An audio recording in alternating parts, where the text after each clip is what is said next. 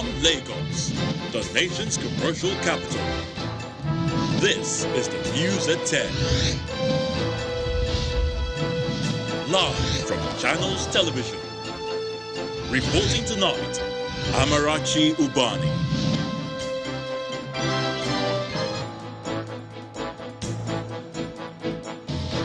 Tonight, APC presidential flag bearer Bola Tinubu picks former governor of Borno State, Senator Kashim Shettima, as running mate.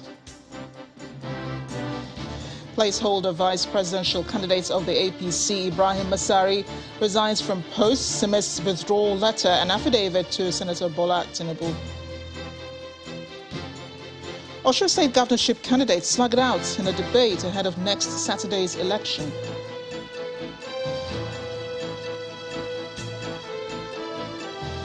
And 15 persons killed in a mass shooting at a tavern in Soweto, South Africa.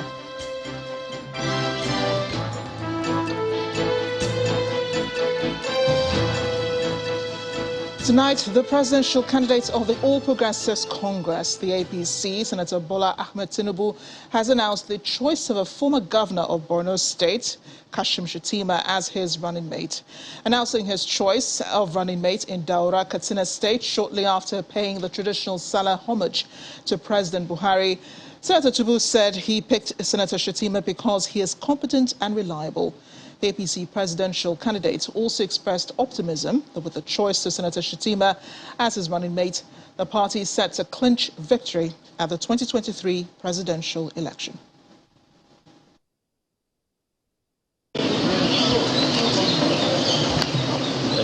The All Progressives Congress presidential candidate arrives the country home of President Muhammad Buhari in Daura, a few kilometers away from the state's capital, for the traditional Salah homage.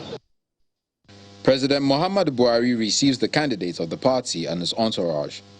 Although it is supposed to be the traditional Salah homage to the president, the APC presidential candidate, Senator Tinubu, announces his choice of a running mate and the reason behind his choice. Well, we had a very good period of the season, this time of the year, and to really pay homage to him and then share part of his holiday and lunch, and equally discuss the question of my running mate, Substantia. One of them withdraw today. I mean, the only one that was in place as a replacement withdraw today, and there'll be already an announcement to replace him fully with a substantive, The substantive one. Kashim Shettima. I have not discussed with him. I've disclosed it to you. Since I've disclosed it to the president. No, that's because he competent, capable, reliable, and able. Beyond his choice of a running mate, Senator Tinubu highlights the plan of the party to address the challenges being faced by the country. Because we are a progressive party, we have the focus on Nigerian problems. We face the challenge squarely. We are not running away from it. We have a better program for the people and about the people and ready to serve. Within a short period of time, there will be a good foundation on infrastructure. We face challenges of terrorism, we know that. It's only, a poor thinker and observer will not recognize the challenge. But once you recognize the challenge, you can prepare yourself very well to tackle it and defeat it. With the announcement of Senator Kashim Shettima as the substantive running mate to Senator Bola Tinubu, the All Progressives Congress appears set to tackle all other political parties for the #1 job come February 2023.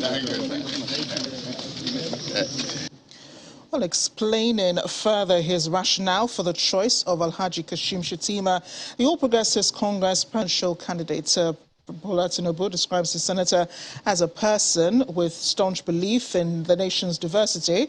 In a statement on his Twitter handle, Senator Tinubu said the nation's greatness lies in embracing its diversity and making it work to enhance the dynamism and justice of our political system is at the forefront of their shared wants. The flag bearer also connoted that the focus should be on getting the job done, and that means that the very best and competent people to get it done, as the nation is in a crucial moment where so much is at stake. We must prioritize leadership and competence and ability to work as a team over other considerations. Meanwhile, the placeholder for the position of running mate to the presidential candidate of the All Progressives Congress, Ibrahim Masari, who you heard the candidate Tinubu saying, has announced his resignation from the post. It's been confirmed that he has indeed withdrawn his nomination. Alhaji Masari made this known in a letter addressed to members of the APC earlier today. In the letter, which he personally signed, he said that after a crucial discussion with the presidential candidate and much reflection and wider consultations, I now wish to step down. I realize that my decision will enable Asiwaju to have more latitude to give more accommodation and inclusion that will position our party to win the coming elections with the support of the people of Nigeria. In stepping down, I believe I can still serve our party and the country in several other capacities.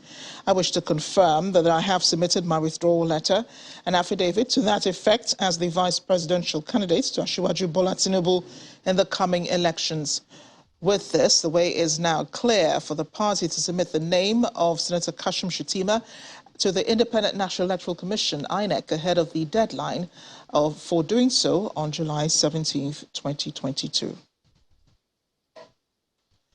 The controversy surrounding the selection of a running mate for the APC presidential candidate is finally laid to rest now, following the decision of the candidate to pick a former governor of Borno State as his running mate in the upcoming election. In this next report, our correspondent takes a look at the man Kashim Shettima, his career, and his political life.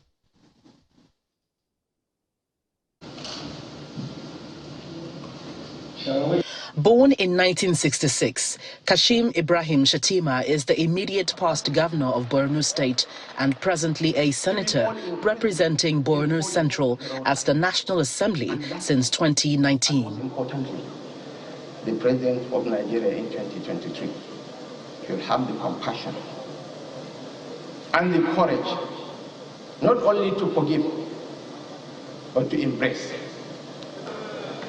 Asiwaju's credentials aren't only appealing, they are proof of the qualities this country needs to redeem its vast potentials and possibilities.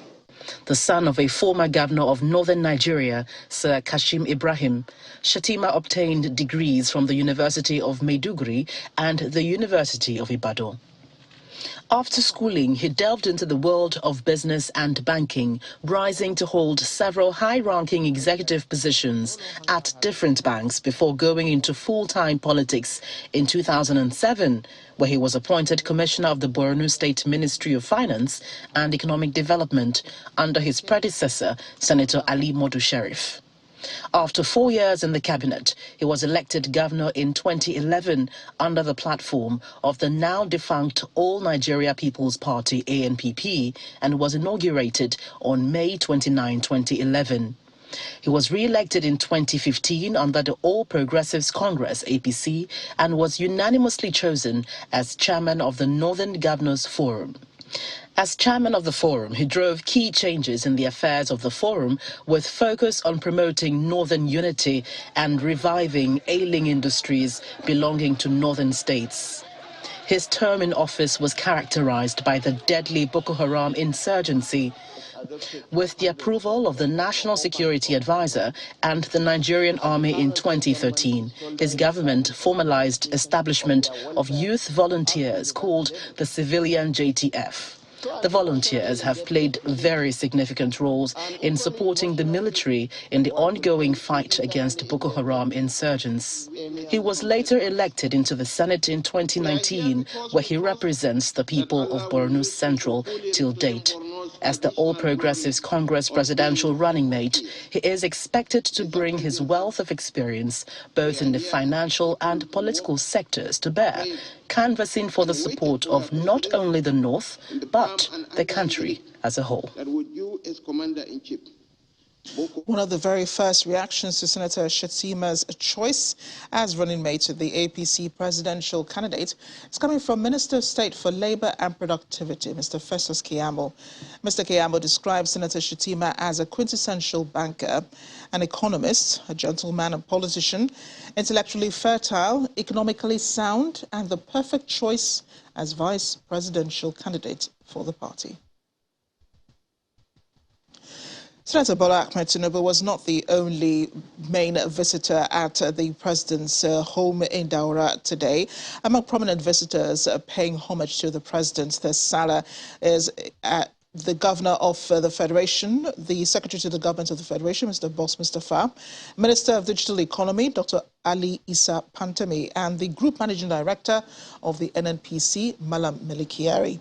The President also received the Northern Speakers Forum, led by the Speaker of the Kaduna State House of Assembly, Honorable Zailani Yusuf.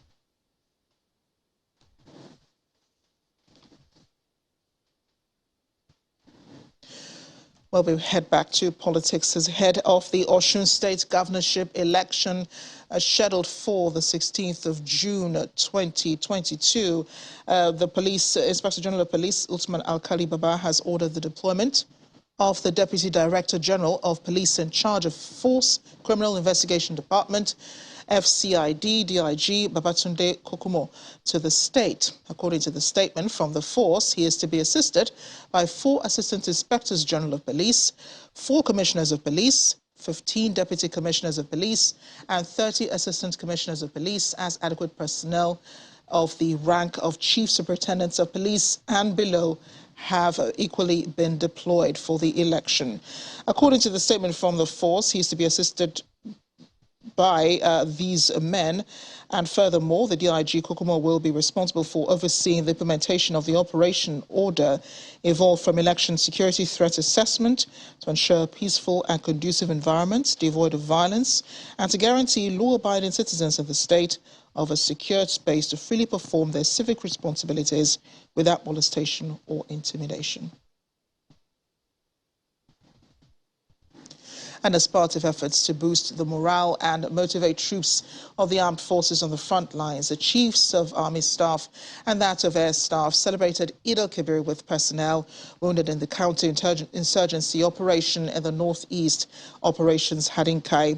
The service chiefs, in their separate addresses to the wounded troops and personnel of the operation, saluted the gallantry, doggedness and resilience of the men and officers of the theatre for the successes recorded in the counter-insurgency operations in the northeast.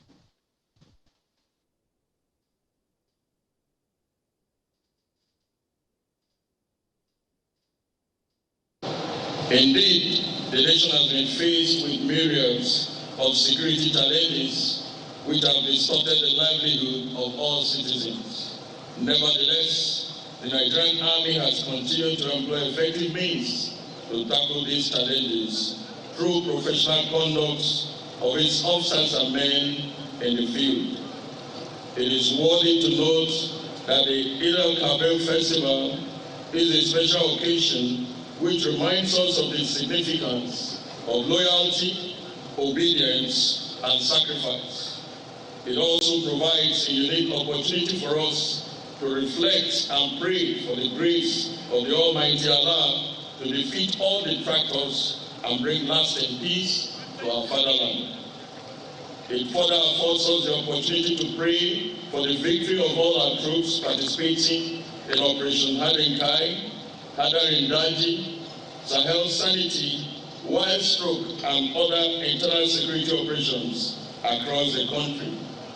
I therefore urge all our troops to continue to maintain a high level of professionalism, patriotism, and remain spiritually upright in all our undertakings. In part 2, after the break, search continues for missing persons in the aftermath of Orile Agege floods in Lagos.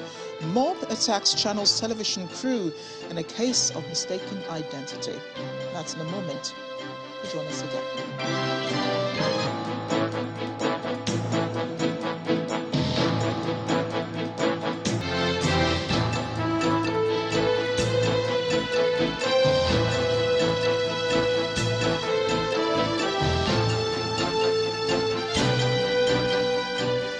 Welcome back. If it has joined us to watching the news at 10 live on Channels Television Lagos. A reminder of our top stories. APC presidential flag bearer Senator Bola Tinubu picks former governor of Borno State, Senator Kashim Shettima, as running mate. Placeholder vice presidential candidate of APC Ibrahim Masari resigns from post, submits withdrawal letter and affidavit to Senator Bola Tinubu. Osun governorship candidates slugging out in a debate ahead of next Saturday's election. And 15 persons killed in a mass shooting at a tavern in Soweto, South Africa.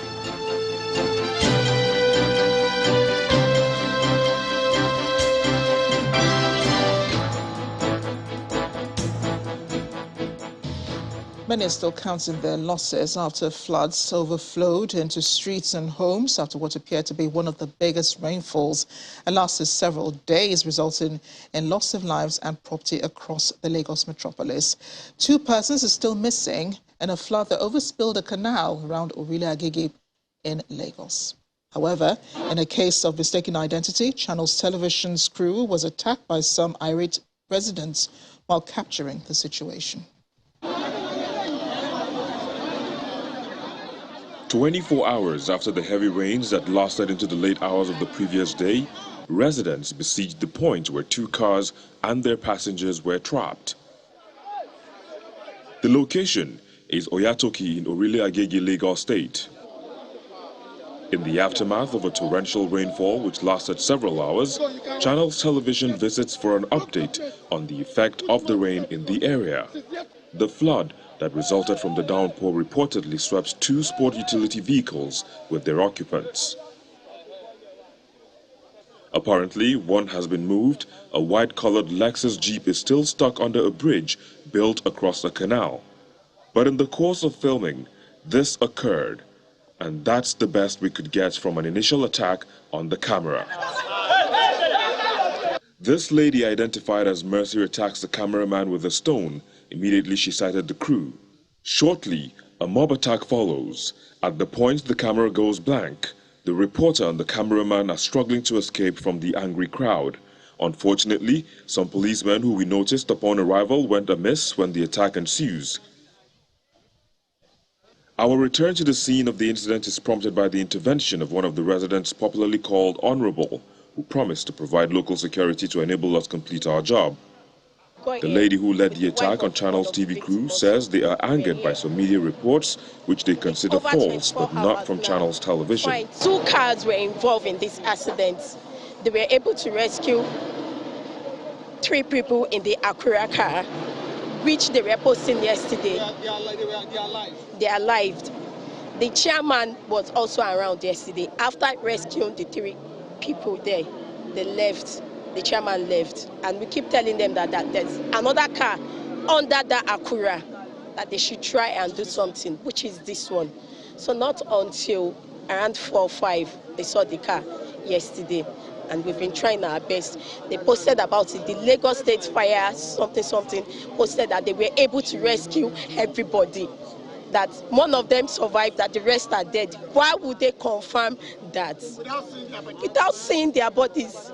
The wife of the victim is there, the children is there. As calm returns to the area, a crane truck arrives to evacuate the trapped vehicle. This removal is funded by the residents.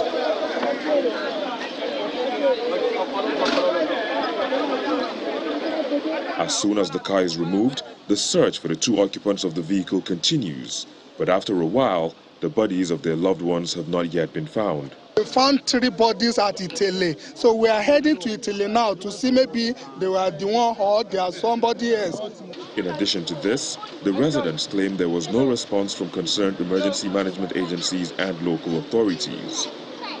We had a lot of politicians around this community, none of them turn up to even attend to anybody. And I am very sure if it happens to be Lekki or any other places, they will have sent a lot of rescue teams to the place. In Agege, we have the Lagos State Speaker, Mudashiru Ajayi Obasa. We have Representative Samuel Babatunde Adejare. We have Honorable Yinka Ogundimu. We have former local government chairman Adaranijo. We have Kayode Okpaifa. None of them, even Sanwo-Olu, the governor of Lagos State, he will not say he is deaf to the news. He has read it from Vanguard. But because we are in Agege, they don't count us. So all roads now lead to Itele in Shongota, Ogun State. The mission is to locate their loved ones on whatever state they are found.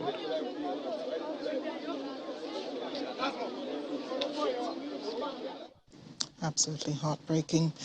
In Benue State, the police commanders busted an international cross-border arms and ammunition dealer syndicate with 300 rounds of live ammunition at Ubema Junction, Katsinala local government area, heading to a warlord at the Anglophone-speaking part of Cameroon.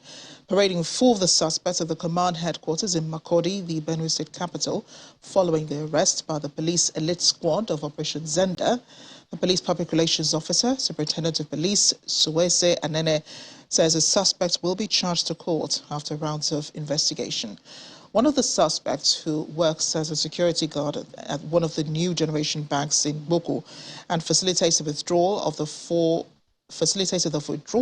million naira sent to the syndicate on 2 occasions, said they have supplied 180 rounds previously to the warlord in Cameroon at the fee of 2 million naira. It is another milestone achievement for officers and men of the Benue Command of the Nigerian Police Force with the busting of an international arms and ammunition syndicate. 4 persons arrested by men of Operation Zenda. The police elite squad charged with curtailing violent crimes in Benue are in the net as the prime suspect speaks on his role. After transfer the money, he did not. They don't want to give him the bullet. They want to embezzle the money. So it was from there that I came inside that they will not chop the guys. They should return the guys' money. So one certain time, this man. Just to cut the long story short. Now, how were you in possession of this? So I battled them, so they gave me this thing to go and give it to him, to Commander Rands. This is the man that gave this thing to me, the man that they transferred 2 million to his account. His accomplices state their own side of the story as they narrate how they moved 300 live ammunition in addition to withdrawing the 2 million naira paid for the arms. Started a relationship, which when this my friend demanded something, then I asked him whether he can be able to give something to me, help me out. Then that was where how we got the relationship. So he came with Toyota, as he said, that they are doing business with Cameroon people. So they say the account is not a big account. This is what he said.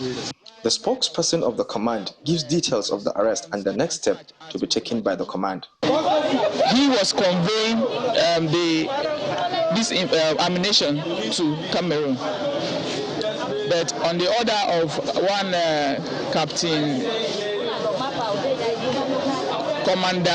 commander who is fighting in that area.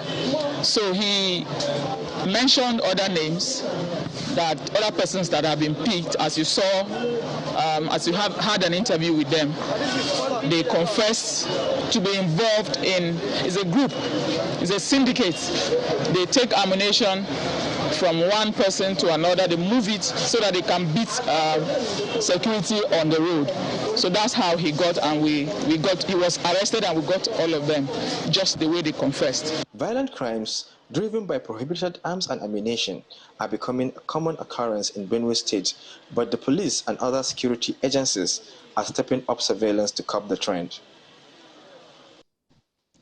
The daughter of Adamawa pastor Daniel Umaru, who was kidnapped last Sunday, has been released. Confirming the release, Adamawa Police Command spokesperson Yahya Sulaiman told Channels Television that she was released following the deployment of huge machinery in search of her by the police and other security agencies in Adamawa State. Contrary to the payment of huge ransom for the release of the 13-year-old girl, Mr. Yahya explains that the command operated independently in the rescue mission and was not aware of any ransom payment. He adds that the command has introduced Operation Dislodge the Criminals Hideout, where 2 mountainous hideouts were raided, and the raid continues. The kidnappers had shot the cleric, killed his 2 sons, and kidnapped his daughter last week. The remains of the sons have been buried by wailing relatives and friends of the family. To legal matters now, a federal high court sitting in Lagos has ordered the remand of billionaire businessman Ukatu Akemefuna Mallinson, who was linked to the suspended Deputy Superintendent of Police Abba Kyari's alleged ₦3 billion illegal drug deal. In a statement issued today by the National Drug Law Enforcement Agency, Justice Peter Lifu remanded Ukatu alongside one of his co-defendants, Sunday Fayi Ebekwite, who both pleaded not guilty to the charge of conspiracy, trafficking in 322 kilograms of tramadol, unlawful dealing and possession of the said banned drug, which was preferred against them by the NDLEA. The duo were arraigned before the court on Friday, where the prosecutor, Mrs. Teresa Asukwo, told the court that the alleged offence contravenes sections 14B, 11 and 11B of the National Drug Law Enforcement Agency Act, CAP, and 30 laws of the Federal Republic of Nigeria, 2004. Following their plea, their counsel, Senior Advocate of Nigeria, Emeka Okpara, while moving their bail application, urged the court to admit them to bail in the most liberal terms. The counsel submitted that his clients are presumed innocent of the charge until contrary is proven. He also told the court that the first defendant, Ukatu Mallinson, is an industrialist who is in partnership with the Nigerian Air Force and numerous other workers. He also stated that the second defendant, Sunday, was one of the first defendant's employee.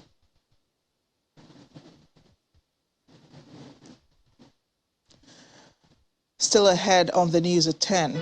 15 persons killed in a mass shooting at a tavern in Soweto, South Africa. That's the moment. Join us again.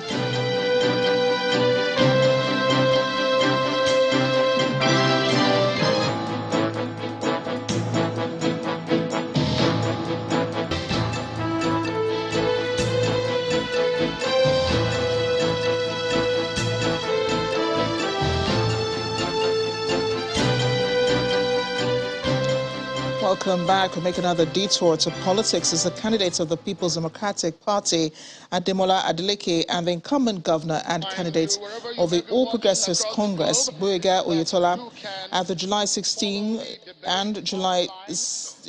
16 governorship election in Osun State, say that they will tackle the security challenge facing the state if elected into office. During the governorship debate earlier this evening, organized by Channels Television and its partners in Osogbo, the governorship candidates said security will be top priority for their administration. It's important for us to, please, first of all, look at what the conventional security people are doing.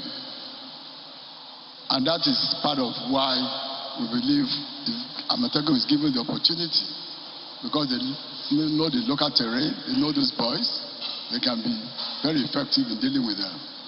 So it's an ongoing thing. We've been doing that with the collaboration between Amotekun and the conventional security agencies. I believe we are going to eventually rid them of the state. When I was in the Senate, I developed what they call, like I said before, community policing. When I was growing up in Ede, you have what they call neighborhood watch. Neighborhood watch, they know each other from door to door. If a stranger comes in, they will alert each other. So they work together. I will talk to our KBSC, our royal fathers. The way we used to do, I will bring it back. Let's have neighborhood watch. They call it in a form of community, policing, so that we can attack the security that is coming into our neighborhood.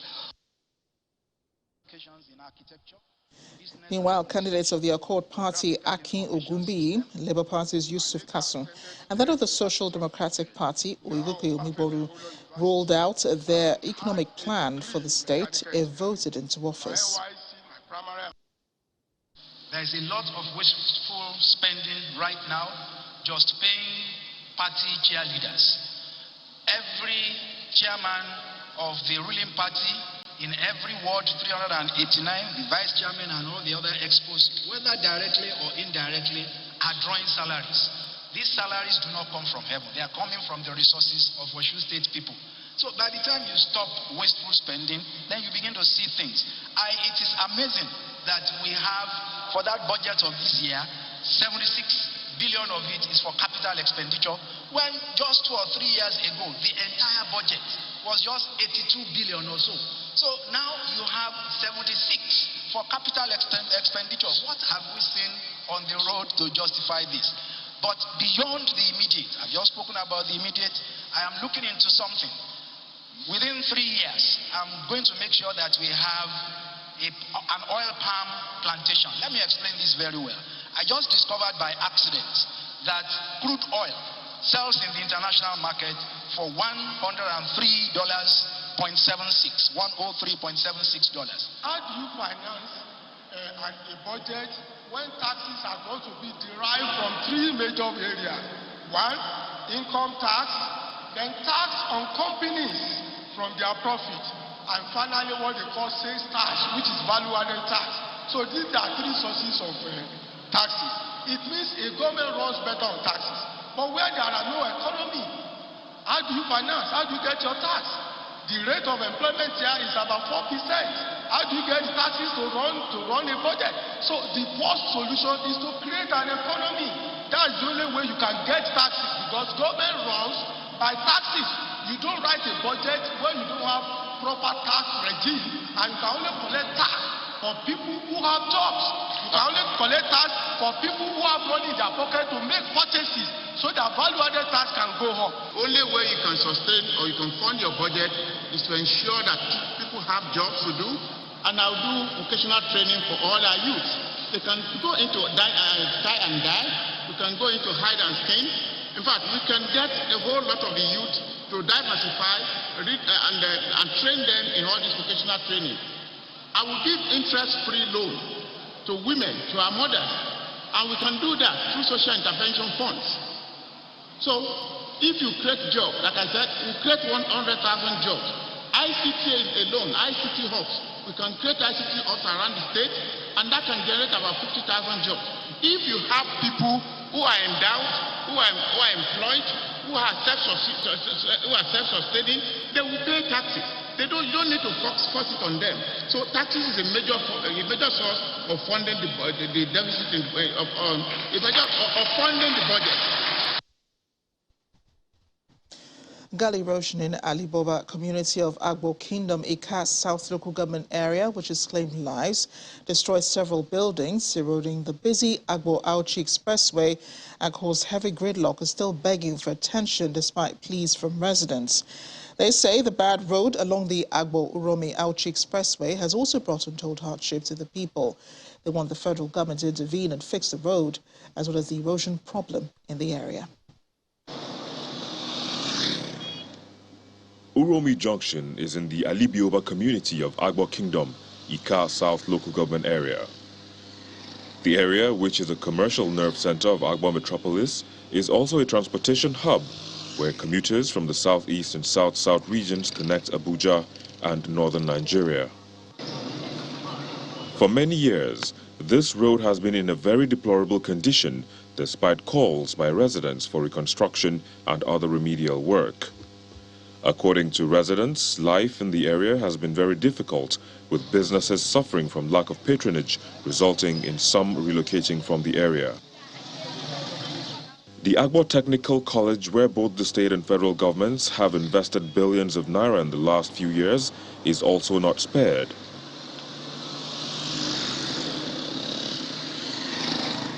You can see some of the vehicles, you can see them inside the pit. So many of them, you know. So it's just horrible. It's better seen than imagined. That's the situation. The gully erosion in the area is another challenge begging for attention, especially with reports of deaths, including 2 pupils of the same parents. 2 children, the same mother, the same father. Now this road that for die. Why can I help us do this road? The road has created hardship to us. It has made many people in this area homeless. If you go to the road beside the technical school there, it's not motorable, motorcycle cannot pass, even leg. 2019, it killed 2 boys of the same parents. We don't know what to do again. That is why we are appealing to the federal government, to state government, to whoever, individual, well-spirited individuals. This place has cost this community a lot of things, apart from losing lives. Economically, we have been deprived. This community, this road you are seeing here, is responsible. Is the reason why the major road there cannot be fixed. The importance of good road network cannot be overemphasized, as development and growth depends largely on this. This is why government must do all that is necessary to fix this challenge faced by the people, to help make life easier and better. If Nigeria was a private company, its creditors would have come out, warmed it up, and declared it was bankrupt. That's the view of the lead director of the Center for Social Justice, Mr. Eze Onyekpere. He told Channels Television's Ladi Akeredolana current affairs program Newsnight that using the fuel subsidy expenses as an example, most of what the country has spent on resources have been underpinned by fraud and amounted to corruption and waste. If Nigeria were actually a private concern, the creditors will have come out to wind up the company, because definitely they are no longer in a position, those companies will no longer be in a position to actually service their debts or to even take up their daily outgoings. So it's a question of the sovereign nature of who is owing. That's why we are where we are. Now, getting to the fuel subsidy palaver, I think that we need to just simply state the facts as they are. If you recall, in the days before 2015, NNPC was claiming subsidy on about 35 million liters a day. And that was during the period Nigerians shouted at the rooftops that there was a lot of corruption in the subsidy regime. So quickly, the National Assembly set up probes. The executive, through the president and Okonjo-Iweala, then set up probes. All of you remember the Ige Mokode committee? All of them came out with one conclusion, that the 35 million liters then were simply inflated figures. So the impression Nigerians got reading through the proofs was that, both the one in the House of Reps and Senate, was that ideally we should be doing maybe around between 20 and 25 million liters a day. And the 10 on top of it was a job for the boys, because it was established that people claimed subsidy fraudulently with just papers, letters of credit papers. Nobody saw the ships coming. So after that, that was established. Now, fast forward, we've had 2 recessions. 2 recessions since then. Massive factory closures. High unemployment, the highest unemployment rate since our independent history. And of course, terrorists everywhere stopping people from farming. Now, factory closures should mean that energy demand should come down a little. Massive unemployment should also mean that these people, when they were employed, they were demanding more energy than what they're demanding today. So moving up from 35 million liters a day to now 60, 65 million liters. Indeed, in 1 month last year, they claimed 80-something million liters. At some point, they even claimed 101 million liters. Now, the challenge is that what they're claiming is clearly fraudulent. You can watch the full interview with Mr. Onyekpere on Newsnight. It airs tomorrow, Monday, July 11th, 2022 at 9 p.m. right here on Channels Television. As Muslims the world over mark the Eid al-Kabir, the Imo State Governor, Hope Uzodinma, says security challenges facing the nation can be resolved to a reasonable extent if Nigerians put aside religious differences and believe that both Christians and Muslims serve the same God. The governor disclosed this at a launch meeting with the Muslim community in Imo State at Government House, Owerri. in commemoration of the Eid al-Kabir. He called on Muslim faithful across the country to use the opportunity of the celebration to pray for the unity of the country and imbibe the spirit of tolerance, brotherhood, and sacrifice. We cannot afford not to acknowledge that quantum of fraternity that allows for good brotherhood and makes us live in peace. The spirit of esprit de corps, meaning that we know ourselves and we should protect ourselves. That is the spirit of unity and coexistence.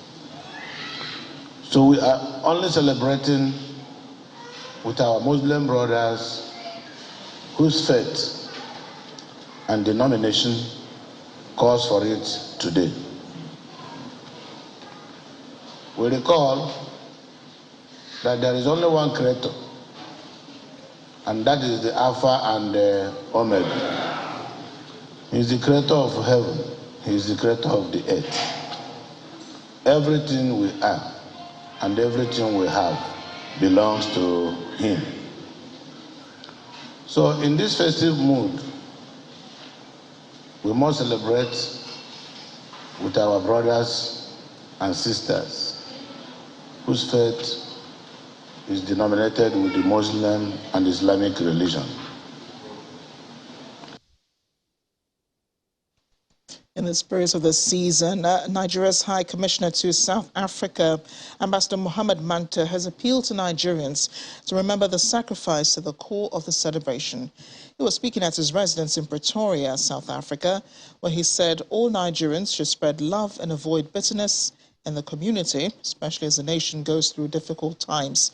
He also appealed to all Nigerians to go towards the 2023 elections in the spirit of love and oneness.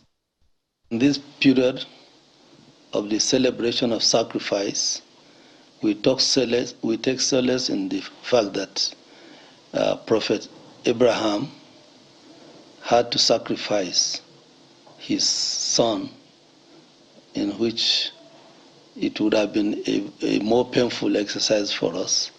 But God Almighty turned it into a period of joy by replacing it with sacrifice of ram. So when we take a bite at our sacrifices, we should remember that God ordained the sacrifice for mankind to express love for humanity, to eschew bitterness among humanity and spread love in the society and all communities. So on behalf of the President and Commander-in-Chief, I wish to solicit the understanding of Nigerians in this trying moment. Our economy may not be at its best now due to the effect of COVID, but then we have to go through the rigors of our election. And if we take that power comes from God, and then the lessons from the sacrifice that we should, on behalf of our own brothers, our sisters, and our generation, love each other and go through the electioneering in the spirit of love and oneness. And what's a celebration without going from place to place? But how can you move without petrol, right? Especially if you're stuck at the petrol stations, which was a lot of many in the Federal Capital Territory, where queues have been lingering for days and for weeks. Has been a scarcity of premium motor spirit in the Federal Capital Territory, better known as petrol, for nearly 2 months now, with only few stations dispensing the product. Our correspondent, Linda Kibe, reports. It's a problem that has so far defied long-lasting solutions. The scarcity of petrol in the Federal Capital Territory causing long queues at few stations in the capital city and surrounding satellite towns. This scarcity has lingered for about 2 months.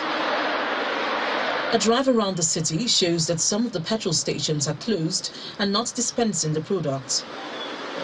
For the stations selling petrol, motorists queue for hours to buy the product. I went to MRS, no selling. I went to this Chema, they are not selling.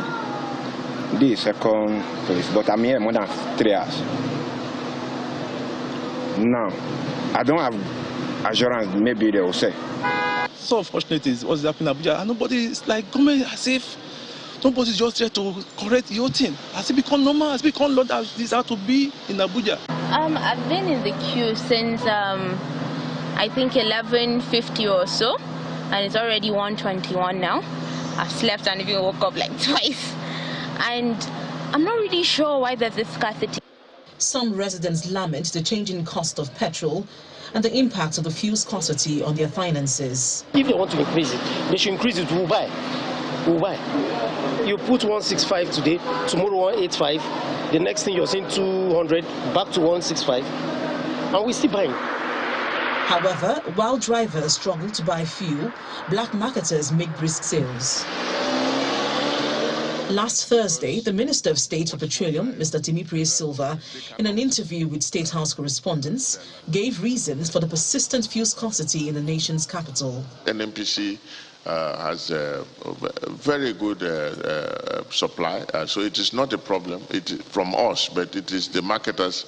So is it that there is less supply to Abuja than to the rest of the country? It is not so. It's because if you go out of Abuja, they can afford to probably sell at higher prices, and I'm sure a lot of you must be buying at higher prices.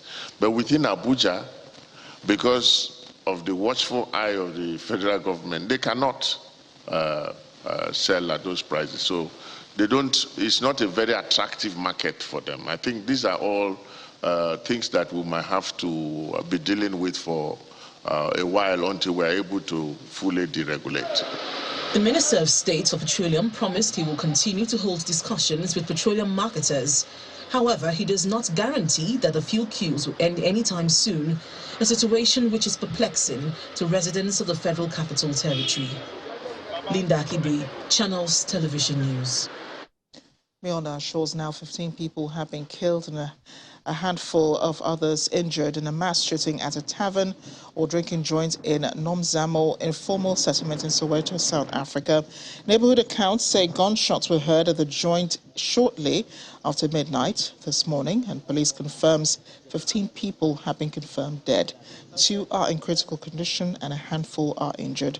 It comes 2 weeks after the death of 21 teenagers who were found dead at a tavern in the Eastern Cape province, and the post-mortem results are yet to be made public.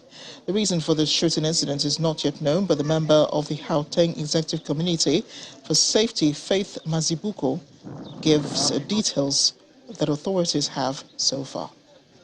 What is said is that it's men and women who have lost their lives. And on behalf of the Gauteng provincial government, we wish to send condolences to the family. We wish to send condolences to any people that are actually affected and those that are in hospital. We can confirm now about 8 of them are in hospital, 3 are in a critical condition.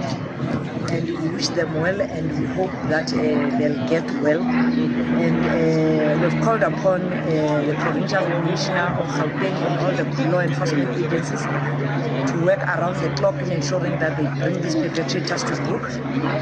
But mostly the communities, as we continue with our lives, let's always be vigilant, and let's always be wary of the wrong things that might be happening around us. And as we're sitting also, we also got information that in Katlehong again, there was another incident in a tavern whereby about 4 people were also shot at a tavern. They were playing snooker, gunmen just walked in. In Matole also we heard about that incident. So we to call upon our communities to remain calm, but over and above assist the police in bringing the perpetrators to book. I'm 100% sure some of them, they might be known one way or the other. And each time we see suspicious things happening in our communities, let us not keep quiet, but let us make sure that we raise alarm and we inform our CPF and we inform our police so that they are able to get assistance very quickly. And in Sri Lanka, protesters who stormed into the presidential palace say they will continue to occupy until both the president and the prime minister officially resign. President Gotabaya Rajapaksa said through an announcement by the parliament speaker on Saturday he would resign, he would step down on July 13. He has been blamed for the country's economic mismanagement, which has caused shortage of food, fuel and medicine for months. Prime Minister Ranil Wickremesinghe also said he would step down following Saturday's protests in which his private residence was set on fire.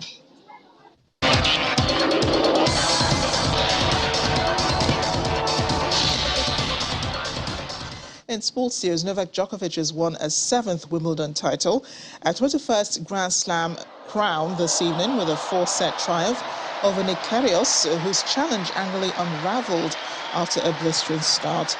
Top seed Djokovic won 4-6, 6-3, 6-4, 7-6 to equal Pete Sampras's mark of 7 titles at the All England Club and move within one of the men's record of 8 held by Roger Federer. A 36-year-old Serb is now 1 slam ahead of Federer in the all-time race and just 1 behind Rafael Nadal's record of 22 majors.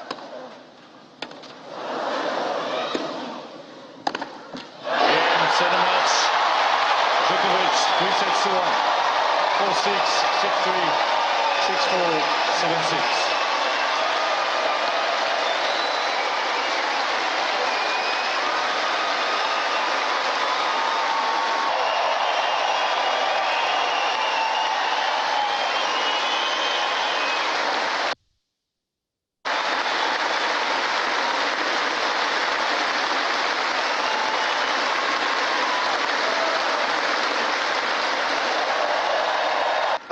I lost words for what this tournament, what this trophy means to me, to my team, to my family. I've said this many times. It's always has been and will be the most special tournament in my heart, the one that motivated me, inspired me to start playing tennis in a small little mountain resort in Serbia where my parents used to run a restaurant. I was 4.5, 5 years old, and I saw Pete Sampras win his first Wimbledon in '92, and I asked my dad and mom to buy me a racket, and my first image of tennis was grass and Wimbledon, and I always dreamed of coming here, just playing in this court, and then of course realizing the childhood dream and winning this trophy. And every single time it gets more and more meaningful and special, and so I'm very blessed and very thankful to be standing here with the trophy. To motorsport, Ferrari's Charles Leclerc held off Max Verstappen to win the Austrian Grand Prix earlier today and reboot his World Championship challenge. Lewis Hamilton took 3rd for Mercedes. This is Leclerc's 3rd win of the year and Ferrari's 1st at the Red Bull Ring since Michael Schumacher in 2003. After a series of disappointing results, Leclerc was thrilled to finally get another win under his belt.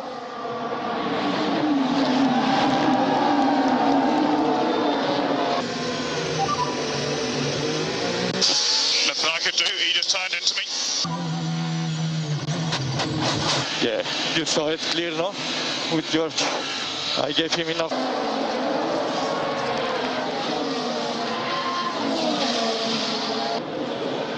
Who's with throttle ahead. Keep the pressure on for now.